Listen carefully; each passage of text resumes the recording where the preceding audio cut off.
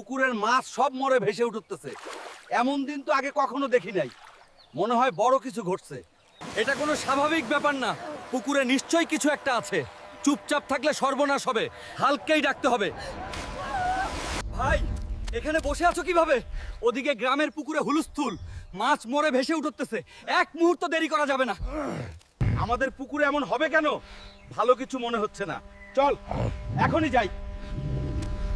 বুকটা ধুকধুক করতেছে, মনের ভেতর অজানা ভয়। পা দুটো নিজে নিজেই দৌড়াচ্ছে। আল্লাহ ভরসা। এই পানি টকবক করে ফুটতেছে কেন?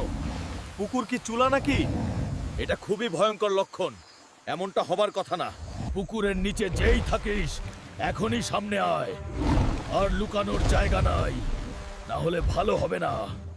আর ভাবার সময় নাই। যা হবার এখনই হবে। এই পুকুর বাঁচাতেই হবে, জান থাকুক বা না থাকুক।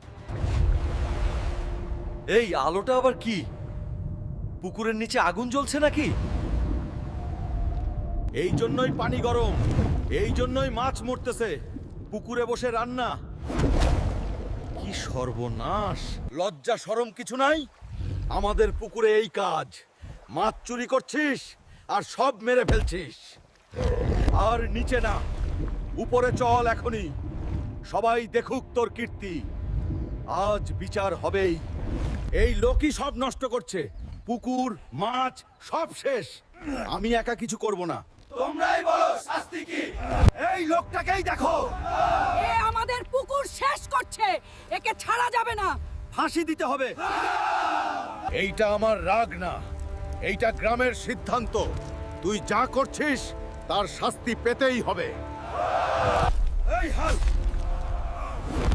কি করতেছিস? ভিলেন মরলে গল্প চলবে? একটু মাথা ঠান্ডা কর। ভাইরা আর মারো না, অনেক মার খাইছি আমি। আর একটু হলে মরে যাব। এইবারের মতো মাফ করে দাও। আজ তোকে আধমরা করেই ছাড়বো। মনে রাখিস, এখন আর রেহাই নাই। তোকে শুধু একজনই বাঁচাতে পারে, বড় ভাই আয়রন ম্যান। থামো থামো। মাফ তখনই হবে যখন অডিয়েন্স 500 লাইক দেবে। তার আগে কিছুই না। অডিয়েন্স, আমি মানছি আমি খারাপ, তবুও আমার অনেক ফলোয়ার আছে। 500 লাইক দিয়ে আমাকে বাঁচাও, দরকার হলে শেয়ারও দাও।